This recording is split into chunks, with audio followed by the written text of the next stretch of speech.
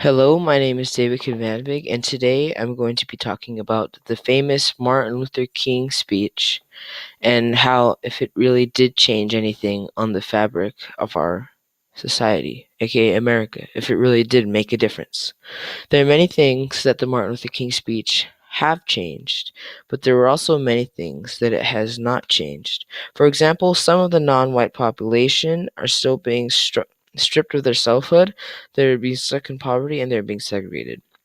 A few weeks before 1963, aka the year when Martin Luther King delivered the I Have a Dream speech, the apartheid community separated the population into four groups: white, black, Indian, and colored. They are being stripped of their selfhood because of their color. Now that it is 2017, let's see if the colored people are still losing the selfhood. The answer is no. During the Civil Rights Act of 1964, they passed a law saying that you cannot deny access to colored people into your restaurants, theaters, and so on.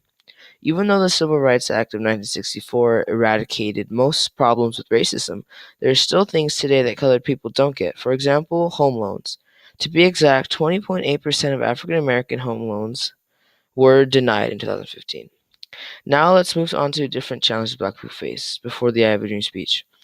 And that problem is poverty. In 1963, the poverty in African American people was higher than any other race. Precisely, black 42% of the black people were below the poverty line.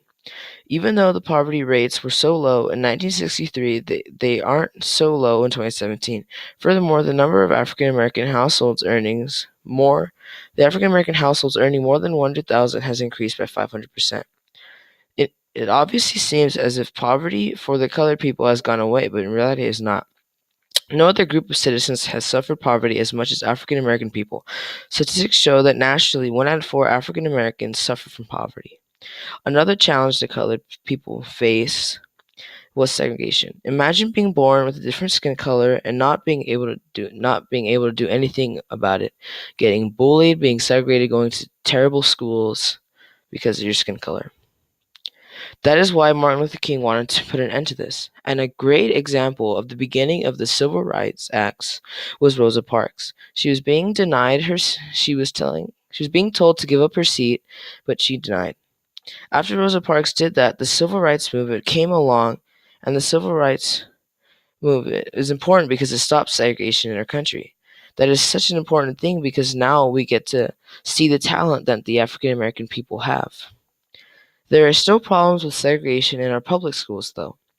The schools that are in poverty contain mostly black and Hispanic kids. The amount of black and Hispanic kids in the poor schools nearly doubled, going from 7,009 to 15,089 schools.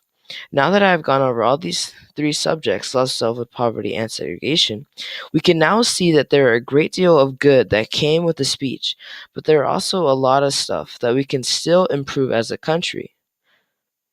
To sum up, I believe that Martin Luther King has almost made his dream come to pass. Yes, there are a lot of racism and other bad things in our country that are hurting African American citizens, but I feel that as if a lot of good came from his speech that outweighed the bad stuff. Thank you for listening to my presentation, and here are my citations.